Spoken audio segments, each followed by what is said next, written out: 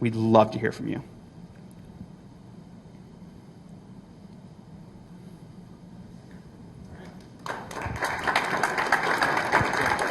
Come up with questions?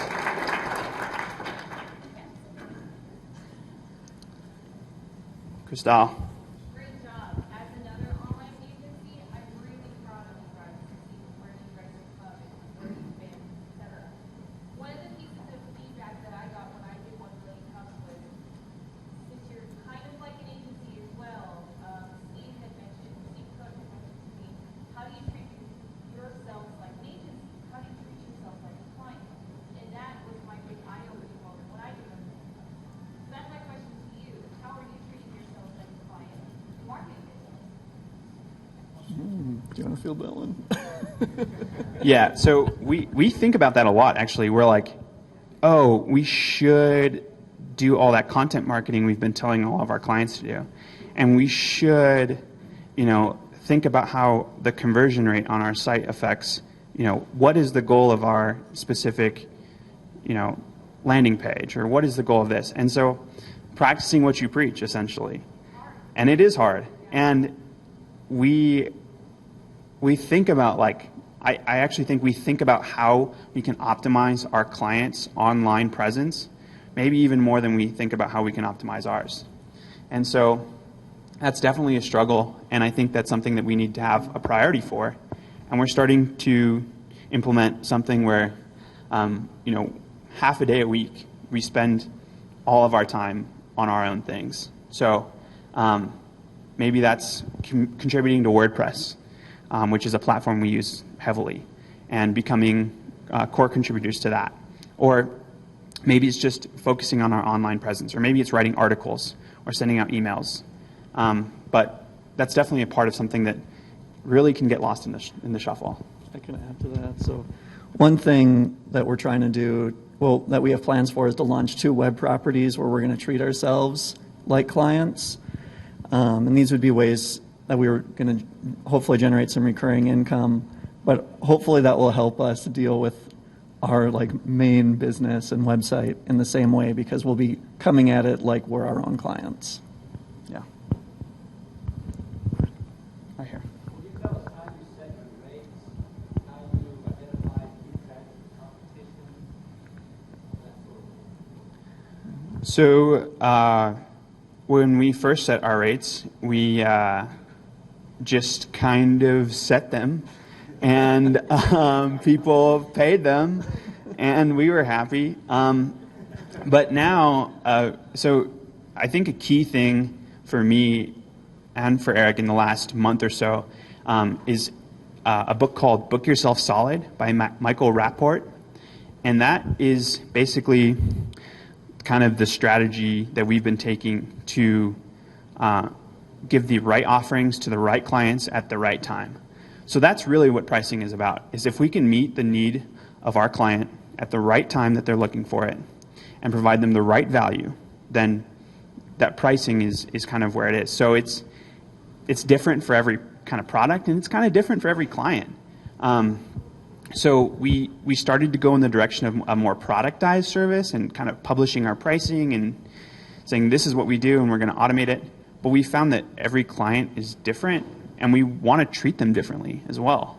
So we want to give them a kind of a customized solution. So right now our prices start around $2,500 and range all the way up to about $12,000. So that's a huge range for most small businesses. And so we want to find out first what they're looking for, what they need. And we do have some, lower price things for people who aren't looking for a full rebranding and redesign.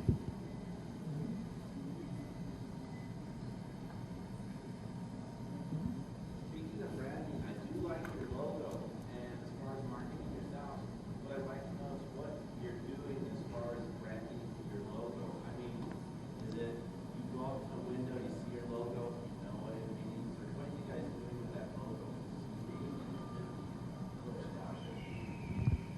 That's a Eric question. So, thank you. I designed the logo. We haven't done a lot with it in terms of making it recognizable. Some of the things that we've done with branding is through sponsorships. Last year we're one of the sponsors for Tech Fiesta. We helped build their website and had our logo on all their stuff. Right now we're helping to sponsor Duke City Repertory Theater, and we'll be on all their stuff. So that's that. Carrie Tingley Hospital. Yeah, and Carrie Tingley Hospital is another nonprofit that we help sponsor. So doing things like that to kind of build brand awareness is the only thing we're really doing for that. Did you have some suggestions? We have John Edwards, too. Okay. I always consider it guerrilla branding, but you do honestly, it sounds silly, thousands of bumper stickers. You want that logo stuck on every car, you walk by, you want it stuck on every window, you want it stuck on every light pole in Albuquerque, and eventually over time, people, Apple, I mean, that's all I have to say. Okay. Stick that logo everywhere you can. Wear it on your shirt, have it on the side of your car, and over time it'll breed familiarity. Okay. We do love laptop stickers, so I'm behind that idea.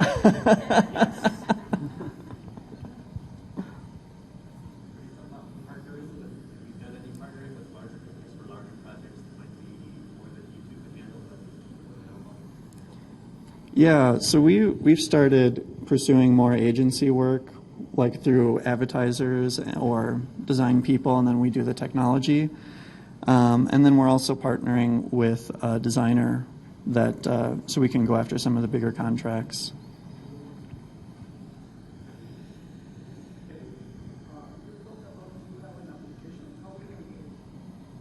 Okay, so our application, I'll have Josh talk about that. Or you mean our product? So are you talking about like a website design development, internet marketing, or are you talking about the text message stuff? So you can email me right here, and I can walk you through the process. There's a small setup fee and then a monthly recurring, and then you pay, it's about a penny per text for any messages you send out.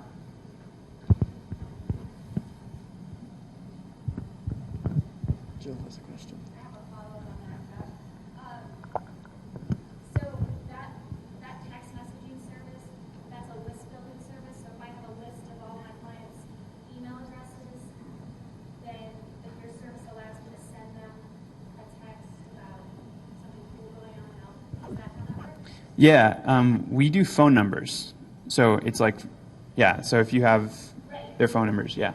Right. So I collect their phone numbers and emails. So the whole Yeah. list, I have phone numbers of my clients. Yeah, that's exactly what it is. And how do you set that up on your website? How are people collecting those phone numbers? How do you recommend? So most people do like a match. So basically what that means is that like if I wanted your product, my landscape coach, I would text my landscape coach to whatever number that you're assigned through Twilio, 505-555-5555, and you get added to the list. If you want to be removed from the list, you text stop to that same number, and then you can get the text updates. Yeah. You guys said you guys present growing business through web marketing. You guys have analytics to justify the growth of the business. You guys cross market or do different styles of marketing through Facebook as well. And in order to justify the growth of the business, you provide analytics. So yeah, we definitely look at the analytics from coming in. A lot of organizations don't have analytics set up, which everyone set up Google Analytics, and then we come in and kind of create a strategy around that, see where their current traffic is coming from, and see if that matches the target market that they're looking for. Because traffic is great, but if you're not getting traffic from the people you're trying to sell to, then either you need to change that target market or you need to change how you're generating traffic. So that's the first kind of question that we look at is the traffic you're getting really what the traffic you want? And start from there and kind of go through the different stages. We haven't done any Facebook marketing specifically, but all of that is sort of kind of where we're headed in terms of helping online businesses grow.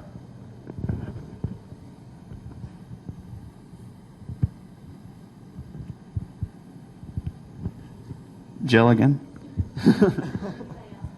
Does anyone else have a question? John was raising his hand. Yeah, sure. We'll go with John. Yeah, Josh and Eric, I mean, it's been so much fun, of course, working with you from the beginning and watching what you've been doing. And to piggyback on the question about prices, anybody that knows me knows one of my favorite things in business is raising prices. It's the ultimate validation that you're doing a great job, that you have a great product or service, and that people are willing to pay it. So I love hearing when you're doing that, and when other people I hear doing that, I think it's fantastic. And what about targeting specific customers? I mean, how have you found your clients, and what has been the most successful way you found work? You want me to take this one? Sure. So a big start was actually because of John Mirswa.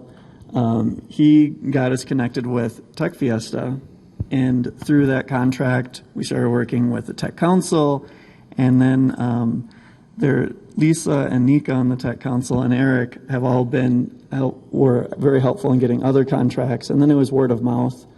So we've been really thinking about developing some very specific solutions for specific industries and really going after those.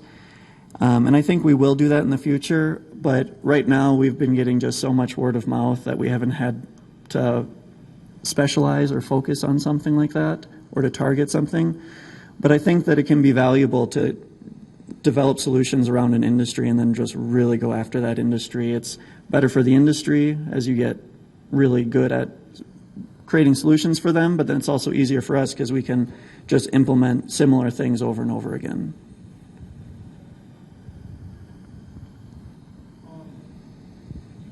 So were you guys starting from brand new to the business, or you most of the businesses already have an established brand to market? It's all, How do you go about that? yeah, so it's all over the place. Some people come to us with a brand new idea, or maybe they have an existing business, but they're looking to launch something separate that's online. And then we have to start from the very beginning. Other companies are established and have been around for a long time, and they're just looking to leverage technology to do something better online. Sometimes it's just saving time, using technology to automate either different processes that they do or integrate different systems. There's all sorts of different things that people come to us with. What's been the most surprising, most interesting thing that's happened since you started your Oh, that's a hard question. Yeah, what's the most surprising and interesting thing that we've done that's happened to us since we started our company? Related to the business. Related to the business.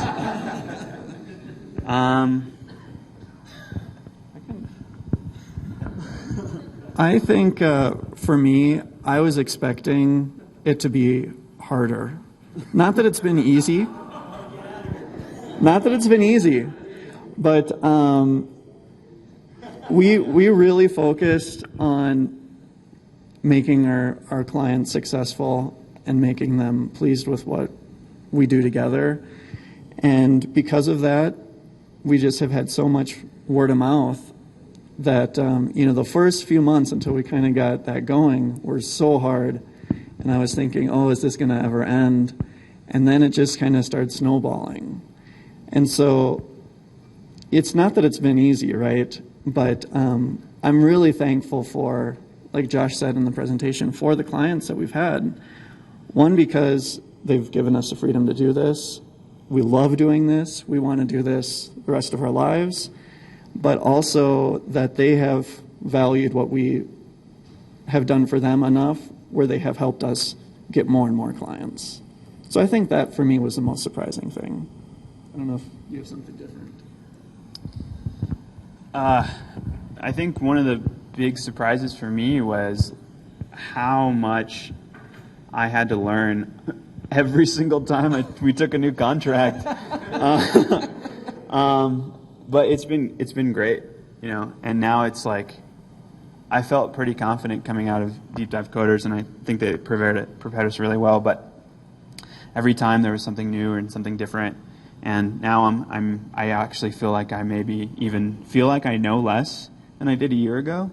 But it's because I've learned so much that I feel like there's like this huge ocean of, online technologies that are just really awesome. And I want to learn them all. So I'm like Ash Ketchum. I want to catch all those online technologies. It's a Pokemon reference. The other thing that surprised me, but in a good way, was learning from people. Well, like Steve, you've been doing this for a long time. I don't know if you still feel like this, but how much you learn all the time and how ashamed of what you wrote 6 months ago. It's a great thing that people like Steve, how long have you been doing this? 20 years? 20 years later, and you're still ashamed of what you wrote 6 months ago. It's a great industry to be in because you're learning so much just all the time. I thought that I didn't realize that it would be like that, and I'm glad it's like that because it's just always a challenge. It's always something exciting. Mm-hmm. Okay. I just want to say congrats on the year. It sounds like you guys have just done so well this past year. But remember, businesses are really, a year is such a small glimmer in a business's lifetime. So aren't there phrases that say, like, you gotta keep it going for 5 years and that's when you know you have a successful business? I don't know if those phrases are still, are still important to know, but one thing that somebody told me years ago was when you are the most busiest, that's when you should be getting more clients. Because obviously that makes sense, right? You're the most busiest, that's when you should even hustle even more to get to market and to get the clients for when you have that downturn. So just keep in mind the how things ebb and flow in the business world. But you guys are doing awesome. Thank you. So we have one question that we ask you: what can this community do for you? Okay. Do you want to? That's all you do. Okay, so I don't know, the thing that Josh and I are still is the declare, that last slide that he had up. That's something that we've just really been thinking about. How do we transition from being these two guys who hustle and get a lot of work done into being just more strategic? And so if you have insights on how we can, like Josh said, we want to have a bigger reach, a bigger impact, not just for us, but for this community. And so if people from the community can help us learn to be more strategic, to be less scrappy, to think like CEOs, to make long-term plans and create jobs, we would love to talk with you and hear your insights. And hopefully together we can make a better Albuquerque. Yeah. Thing didn't go off. Lied to me. It wasn't me, it was Eric. Are you going to give that to me? No, Please don't. Okay, so thanks. I'll stand out of the way of the shrieking thing over here. My name's Eric Renz-Whitmore. I'm one of the organizers. Thank you so much. As you can tell, we've got actually a record crowd here today, and we've got really, really great presenters. I'm going to do some fairly brief announcements. As some of you know, that we'll try and keep it as brief as possible. There's some of the stuff up here today on the board. I haven't actually captured everything, so I'll throw in a couple new ones. But if you're interested in finding out more, really the meetup that Charles runs, the Facebook page and Twitter, great places to find out more information about what's going on in the community. The other thing that I'll mention kind of as a frame for this is that this is just one of those, 2 or 3 years ago, we had to create these weeks with a lot of, heavy lifting from a couple of folks. What's going on this week is the efforts of lots and lots of different organizations. So I'll give a couple of shout outs in my announcements here. But today, anybody going to South by Southwest V2V in Vegas? Excellent, excellent. We got several hands out there. So one of the things we're trying to do with local startups is help them hit the road and promote the heck out of what they're doing with great organizations like South by Southwest. We've struck up a relationship with them, so several of us are heading to Vegas this coming weekend to kind of promote that. If you're part of that crew, or if you're going to decide right now to go to Vegas, join us over at ABQ ID at 1:15, and we're going to talk a little bit about trying to set yourself up for success out in Vegas. Also today, people familiar with a guy named Jared Tarbell? Jared Tarble, Etsy, a couple other things. Okay, he'll be talking at ABQ ID at 2 o'clock, and then that's followed by Entrepreneurial Office Hours, part of our Entrepreneurial Wednesday. Also tonight, there's actually a few events going on tonight, but we'll highlight the one that's happening here, which is Marcom. Marcom with Mr. Stacy Sacco here at Fat Pipe. Great event, one of the best networking events of the year. Also going on, so this week also includes Creative Mornings this coming Friday. Yay, Creative Mornings also will be a Fat Pipe. It's a great way to meet other people who are in the creative world. It's a really interactive, very fun event, and I think it's one of those things that's helping bring together the larger community. Now let's make sure I've got these other things sort of in order. I knew I didn't have it in order. This Thursday, another one of the great things that's happening in town is Village Capital is doing its own sort of accelerator. It's around water and energy. This Thursday night, they've got an event at 6 p.m. where you can meet the folks from Village Capital and some of the entrepreneurs that are participating in that great program. Let's see, the 19th, Creative Startups, their deadline. Also coming up on the 23rd, Coronado Ventures Forum, a great way to learn more about the various accelerators that are happening here in Albuquerque. I've got three representatives, and that's going to be over at Isotopes Park. It's a fun event. Coronado Ventures Forum is really one of the best ways to meet the people who are involved in the venture funding community locally. Since I've already gone over, probably, I'll also mention one last event, which is Fat Pipe, their anniversary, happening right here on the 30th. So we want to give a big shout out to Lisa and Stuart and the folks from Fat Pipe for being a great host. How about a little round of applause to those folks? All right, Don, we're really close. Wait.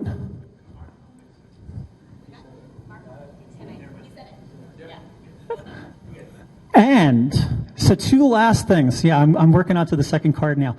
So there's two or three last chunks here. So one is we've got a couple of previous presenters that we'd love to help out. So both Spectacle Caravan and Runway Apparel have got contests that they're part of online using social media. If you can help them participate, we'll put up some more information on Meetup, Facebook, and Twitter. But if you can help out Dara and Tess, there's some great programs. We've got a chance to help launch them into the next phase and get them some additional visibility. So that's something that we'd love to do. I think I've shouted out to the Meetup. Thank goodness. And the last thing I want to do for here today is, you may tell we have a slightly larger crowd than usual. One of the fantastic things that's going on this week is actually something I think you're part of, which is Startup Teen Week, which is happening over at Bosque Schools. Taylor rocks. How about a round of applause? Actually, can we get just a real quick show of hands or stand up? Teens who are getting involved in entrepreneurship, how can we help them? They're doing great things all week long over at Bosque School. Yay! Awesome. Thanks for signing up. Oh, and we got Marisa. Sorry. Yeah, I wanted to invite everyone. They're going to be pitching their ideas Friday at 5 o'clock. If you're interested in seeing what they are coming up with, it'll be at Bosque School in Butterford Hall at 5 o'clock Friday. Excellent. We'll put that up as well. And the last thing that I'll mention, we've got a couple shout outs for Deep Dive Coding over at C&M Stimulus Center. Certainly one of the things that's making things happen here in our community. We've got a team from the Deep Dive Coding group. Can we get you to show some hands? Yes, Dylan. Excellent. And all these folks back here. So they have lots of opportunities for people to come by, talk a little bit about the experience of working professionally in coding, development, and all that. It's a great program. As you've heard, you've seen one successful company that launched out of that school, and there are other successful companies as well. I think I see Hermes out here. So it's a great program to be involved with. See John or Dylan for some more information. I am finally at the end of my announcements. So one of the other cool things that's going on, exactly. One of the other cool things that's going on in town is Innova Data Solutions down at Mesa del Sol. We need more kind of these larger organizations and businesses that are, having an impact. And what I've heard and seen of their location is really, really awesome. But I should shut up and let's hand it off to Don Cox.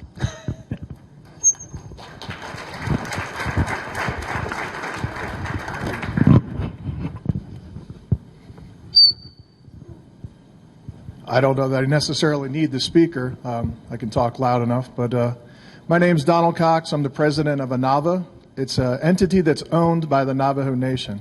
Its roots are from Nova Corporation, which has been in the New Mexico area for a little over 8 years now. It started at the West building and the incubator over there.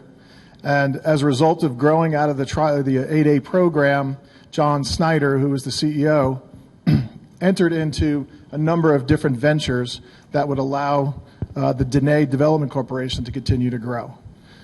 So Nova Corporation has a sister company that's in IT services. It has a construction services, purchased a couple of other companies that do software development, and then the data center venture. The thought process there was, since Nova Corporation is doing a lot of data center work for the Department of Defense and the federal government, why not transition that into a business?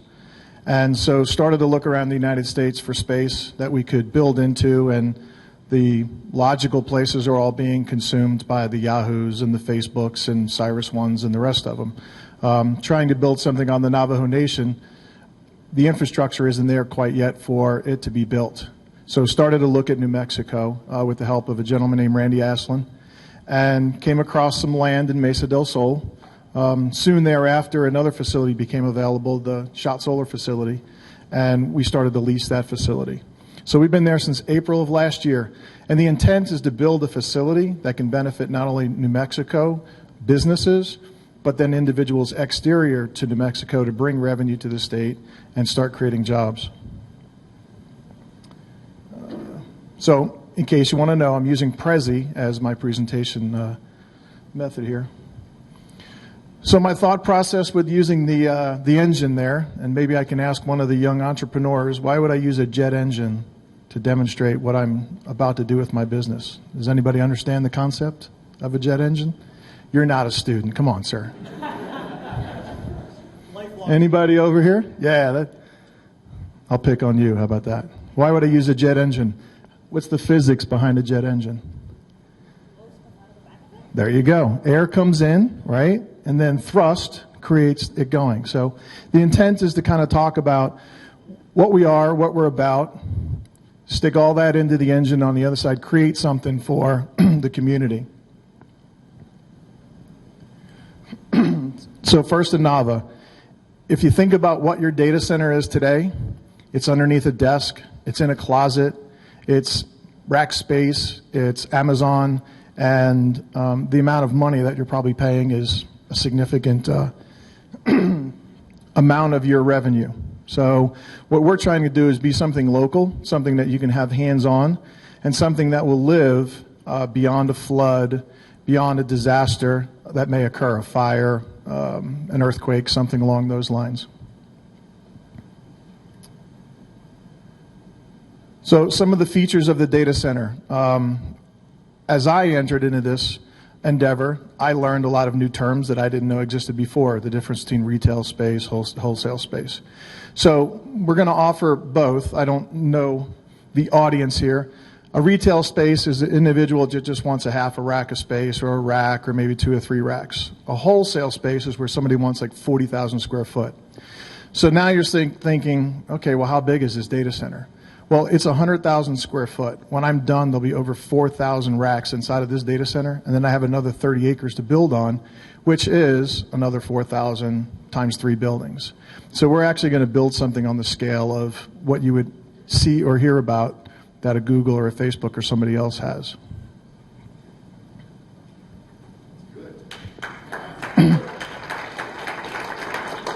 So our facility approach, it'll be vendor neutral.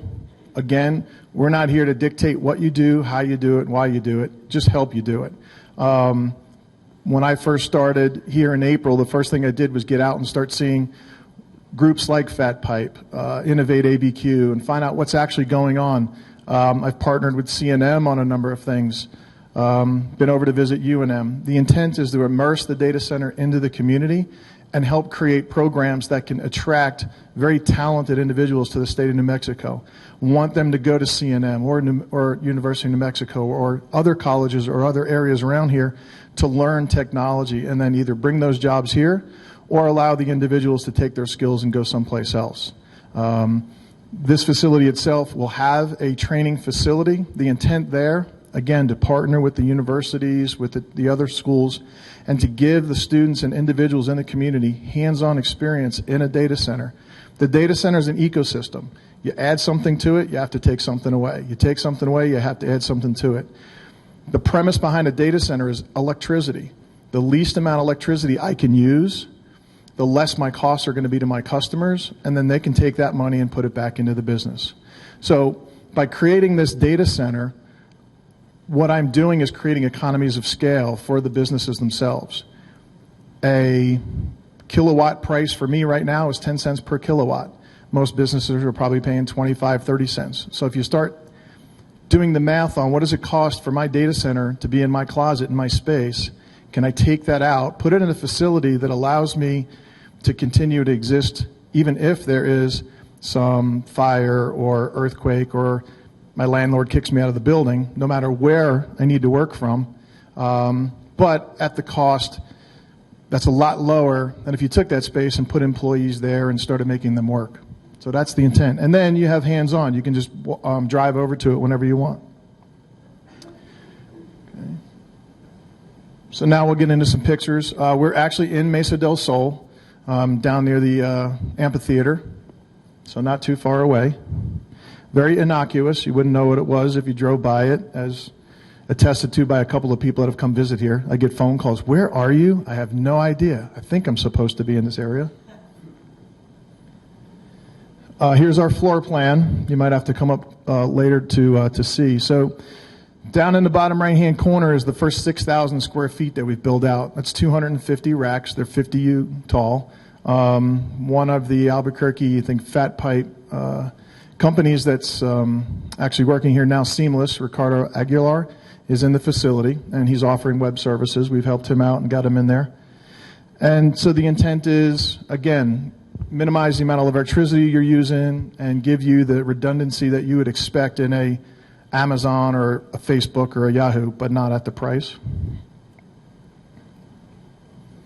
This is what the facility would look like if you walked in today. If anybody ever wants a tour, come through. I'm in and out of New Mexico every other week or every week, depending on what needs to be. But Steve McKenzie is an individual that works with me, and he's here all the time. I'll get him to stand up in a little while. Just so you have kind of an idea, what you're seeing is what's called hot aisle containment. The intent there is to take all of the hot air and only push cold air to where it's needed, right? So again, we're an innovative company that's trying to minimize the use of electricity inside of a data center. That's the tactic. And we're actually working with a company now to be able to take the heat from the data center and turn it back into electricity. So not only are we trying to minimize the amount of electricity used, but we're looking at solar, we're looking at wind, we're looking at all these different things to try to reduce the carbon footprint, reduce the electricity that's used inside the data center, which in turn, lower costs for you. Co-location space, if you're a big enough business and you want to purchase some space for a disaster that may happen in the future, we have that available as well. And back to some of the other things about the facility. So if you're a small company, here's your rack, all the fiber that you need to keep it going. And then if you're a larger company, we can customize and build a space for you, whether it's 1,000, 5,000, or 10,000 square feet, so that you can exist in that environment. We've partnered with a company called Nova Mission Critical. Now, the Nova Corporation and Nova Mission are two separate entities, and the Nova Mission Critical is the group that builds data centers for companies like CyrusOne, like Google, like Yahoo. Very accomplished. Scalable to meet all your needs. And so the location benefits. This is something that we've brought the likes of entities like VExchange and CyrusOne and some others here, and they quite honestly went, how did we miss this? This place has everything that a disaster recovery or a entity that would want to continue to exist and not worry about disasters. So that's a little bit about a Nava data center. We are on Facebook, we're on Twitter, we're on LinkedIn, we're redoing the website, we've reached out to marketing companies. This is kind of not the first time I've helped a startup business, so we're trying to do all those things, the business plan. How can you help me? By word of mouth, which is what a lot of people have done already. You have a lot of relationships. You can like the Facebook page, LinkedIn, all the other ones, share it with individuals, get them interested.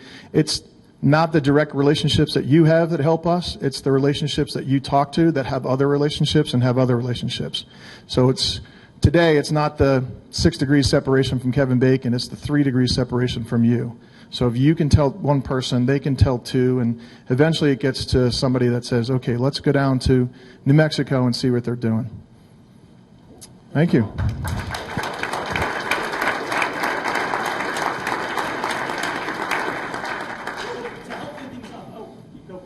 Good. So are you provisioned for multiple external fiber vendors? So I could have like maybe vended circuit where I could buy one or The answer is yes. The question over here was carriers. Are we provisioned to be multiple carrier independent? And the answer is yes. There's a plan in place for us to build our own fiber from our facility down to 505 Marquette. And then from there, we'd be able to cross over the long haul. And from that, I'm actually having conversations with Cogent, XO, Zayo, Comcast Business to Business, and some others. We're actually talking to Comcast Business right now, and they're going to build into the data center. So I'm looking at effectively being a second, potentially DMARC for the Albuquerque area. Yes, sir.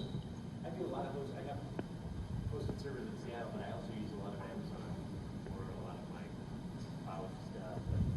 What are your advantages over having that Amazon? So the biggest advantage is you can call my phone number. I'm going to call you back, and we're going to figure out how to make things work for you. That's number one. I can't, they can't offer you that. Cost-wise, I've actually talked to some local companies and said, what are you paying for a hosted service at Amazon? And absolutely, I can beat that. Let's just say the number's 10,000. I can get them down to the 2,000 number very easily, right? So, it's that, those two things right there, I think, my biggest differentiator. The other side of that is, can you go touch your equipment? How do you know that the person on the other end is competent, capable, and doing the right things? Also, cybersecurity. How do you know that Amazon and the rest of them are going to tell you that there's been a compromise in your facility? And so there's those kinds of things that you can't get with a vendor that's that far away, that you can get with something that's local to you. You can go touch.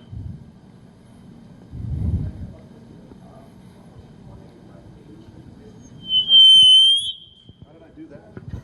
What's that, sir?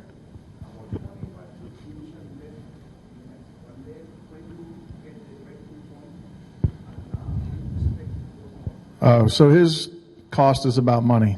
All right. Our initial investment was $12 million. And when do we expect to make money? Probably about the 18th month, I'll start making money on the first 6,000 square feet. My business plan and my projections for revenue, by the time year 2 comes around, that facility will be making millions of dollars. Yeah. Way back in the corner, red shirt.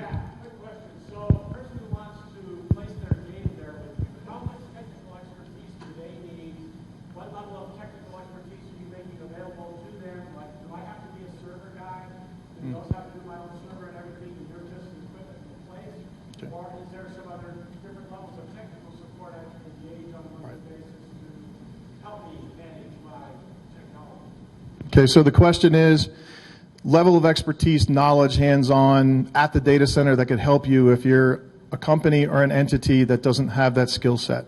So the answer is yes, we'll have what we call remote hands, and these are individuals that are on-site 24 hours a day, 7 days a week. We'll also have partnerships with companies like Seamless or Kempta, or Stephen, help me out with a couple of other names that are local here, if you can think of them. Other businesses in the area that we can rely on, so that we can provide those services to you that you may need. And we'll make referrals all the time. So, I mean, you got different platforms. You got Windows, you got Linux, you got people running PHP and MySQL and wanting to run on those platforms. You got people doing SQL Server and wanting to run on Linux platforms and so on. And there's Oracle. And I mean, I don't know what types of menus you set up and what not. I mean, it's great to have limits. And it's okay to say, well, we won't do this. right. I have no limits. I have a cage. I can put equipment in the cage, And then I know enough people, and I know enough people that know people, that I can call them, and I can call John, I can call Lisa, I can call Eric, I can call anybody and say, I have a need of a customer. Let's match the two of them up. Like Ricardo, I matched him up with a company that has a need for web hosting. And I knew, and he's got to be honest with me. Can you do it or not do it? But that's how we operate there in that facility. I want to be part of the community. I want startup businesses here to thrive. And so I would come to them and say, who can I call to do this? Whether it's Oracle. Relationships I've created. There's a gentleman in town named Shad Adair, and he's over at SCORE, and he's an SAP expert. So I would call Shad and go, I have a customer that has SAP. How do we figure this out? And Shad knows a lot of local groups that are trying to start up with SAP. So that's the resource I have. Do I have limitations? Yeah, it's my mind and the fact that I'm, not smart enough to go ask somebody else. Oh, very good. Anybody else have a question? Yes, sir. Do you have a time frame, I guess, with CityLink as far as getting the black fiber or dark fiber out there? What's the time frame, if you can share that with us? So it's 180 days from the day we start construction. I'm waiting on my board to approve my funding, which the board meeting's on Thursday, tomorrow. And then my parent board would be next week for that. So as soon as they approve it, I then get the money and we go to a bank, get the rest of it, and then start the construction. So roughly January, Yeah, I hope sooner. We say 180 days because everybody knows how projects go. You say 90 and it winds up being 120. So if I say 180 and I come in at 120, I'm the best project manager in the world, right? Yeah. That said, Comcast Business to Business is building in. I have level 3 in the facility. I have CenturyLink in the facility. CityLink Fiber has microwave there. I'm bringing another entity potentially in there that could provide services. And Steve and I have had conversations with each one of the vendors, and if there was, Lavu was here, they're actually reducing their prices for companies that are inside the data center because they know what's going on there. So if you've gotten pricing with them before for something, go back to them and say, I'm going to be in the Inava data center. What does that price look like? And it'll be a lot less than what you had previously been quoted. If it's not, call me. I'll call them and go, you're hurting me, guys. And girls, yeah. Anybody else? John. Congratulations again, and I would encourage anybody to take John up on his offer to go see the place. It's world-class, eye-opening, and really blew me away, actually. And so to that effect, what are you guys doing to lure some large organizations from outside New Mexico? It's such a perfect place with stable climate and geography and everything else to come utilize the facility. Good. So back to Business 101. It's knowing people that can help spread the word for you. How am I doing that, right? So LinkedIn, Facebook, Twitter, all of those things. We're buying names of people that have subscribed to, it's a company called TCS, and they actually do a lot of surveys. So we're targeting the individuals that are in these big companies. Next week, I'm actually going out to Austin, Texas, to something called DCAC that's being sponsored. The likes of Facebook, Yahoo, Google, CyrusOne, Digital Realty, all those individuals are going to be on a panel or be there at the event. I'm lucky enough to have a relationship with the people at Nova Mission Critical, and they're putting me on a panel. So when I sit up there with my big T-shirt that says I'm a Nava and I'm in New Mexico, they'll ask. I'm sending Steve up to San Francisco to go to events that are data center type specific events. I actually told Steve I was going to come here in a chicken suit and talk, but I couldn't do it. Yeah, so that's kind of what we're doing and then I'm asking people to spread the word, right? So my relationships, I'm actually out of the Washington, D.C. area. I worked in the federal government as a political appointee. I'm using those relationships and those friendships to say spread the word. I don't necessarily want your business, but spread the word to other entities. Yes, sir. So you talked a lot about keeping electricity costs down for your customers and everything. You built in New Mexico. Did you look at all going solar? What that would do to your costs? I understand upfront for solar it's quite expensive, but over the long run, if you're planning on making business for let's say 20, 30 years or whatever, it seems like over time it could save you money. Yes, solar will save us money. Wind will save us money. Fuel cells will save us money. So the nice thing about being in New Mexico as well as as well. We can create relationships with Sandia, with Los Alamos, with the labs, and get them to try out some of those new technologies in our facility. We started talking to a company that's going to partner with the National Science Foundation and Department of Energy, and they're going to look at making our facility DC powered instead of AC powered, which, if you're familiar with that, would be a huge decrease in cost. The nice thing about solar is I can go find an entity up in Santa Fe that's trying to get into solar, say, we'll invest half, you invest half, we'll split the money, and then so my costs are a little bit less, right? I can get rebates back from P&M. They're very excited about what we're doing, Albuquerque Economic Development. So when you talk about starting a business, it's how do you get other people to help you pay for your business, right? 20th Century Fox is filming inside of my facility. Great paycheck every month that I'm not utilizing 80,000 square foot. So it's kind of getting innovative in those ways. And then trying new technologies and investing a little bit. Does that answer your question? Yeah. Cool. Yeah, and if anybody has any ideas on technologies that we can use to reduce power, reduce costs, feed it back into the grid, and then I can say how much did I make that month and then cut everybody a break at some point. That's the intended purpose. Yes, sir. So it sounds like you're positioning yourself as an alternative to, say, using Amazon or something. And from what I understand, going to them, you get stuff like multi-location redundancy built in. Now, if I were to just go to you, would I get something like that? Would you partner with someone else to give some sort of multiple location redundancy on data storage? The answer is yes. This is one of 4 data centers, a 5th to be located overseas someplace that Anava is potentially trying or going to build, right? So today I have relationships with Fort Trust up in Denver, SMH up in California, DC Corp out in West Virginia, and we can provide that disaster recovery for you that you would seek.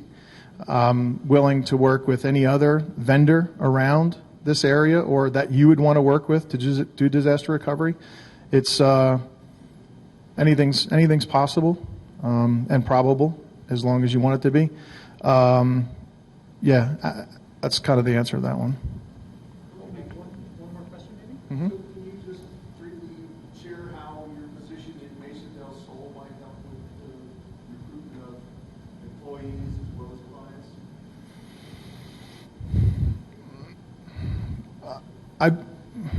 I'm going to answer that question by saying there are a lot of things that are going on here in New Mexico, right? And if I could say some names, you have Fat Pipe, you have Build in New Mexico, which happens every Monday nights, which is a bunch of coders that are looking for work and do things. You have just so much that's going on. I'm in the paper quoted as saying that New Mexico could be the next Silicon-like startup place, as much as that's going on here. So I intend, and the people that are working with me intend, to make Anava internationally known, the branding, the name, selling stickers, T-shirts, all those kinds of things. I want to go out to different vendors and say, give me your technology, the newest, greatest, latest, put it in a data center, let the students work on it, break it, fix it. We write white papers. I get to sell that as a, if I like the product, and then that gets the businesses going, why are these guys in New Mexico? What's going on there? So it brings a lot of tourism revenue. The intent to work with John over at CNM and his programs, give his students the ability to go into a data center, hands-on, work with the latest and greatest technologies, be able to put that on their resume. And so they'll either want to stay here, and I didn't have it, but I have a slide that I use on the amount of jobs that a data center actually creates. It was an infographic out on LinkedIn, and it blew me away. But I've been talking about this for a long time. I may only employ 50 to 100 people. But all of the jobs that I create around that, the landscapers, the plumbers, just everything that's created, it is monstrous. So that's kind of the intent, is to do it that way. Okay, the last question, you mentioned it before, but yeah, how can you help me? Wear my, I don't have them, I'll have to get them, but wear my T-shirts, put my stickers on your equipment, just talk about Anava, and it's a place to go visit. That'd be very helpful. Thank you. Thanks. All right, and I'll throw in two last little announcements. We have a world-class, actually a series of Summerfests. Summerfest Nob Hill is going on this weekend. Lots of amazing bands and a great opportunity to buy local. I saw Clifton over there. Every once in a while, I like to throw a buy local in there. Excellent. Also, this Saturday, postseason play. Are there places around town where people can check out the Soul Football Club? Bubba's 33. So we heard about Soul Football Club. They're doing amazing stuff. They're in the postseason. What can we do locally to help pump them up? They're on the road. If you want to, is it Phoenix or Tucson? Where is it? Tucson. So if you happen to be able to get over to Tucson on Saturday, it's great. Otherwise, Bubba's 33. I want to thank you all for making this a great community. Thanks for coming out. Tell your friends to come by. 1 Million Cups, 1mcabq.com, and we hope to see you next week. Thanks again.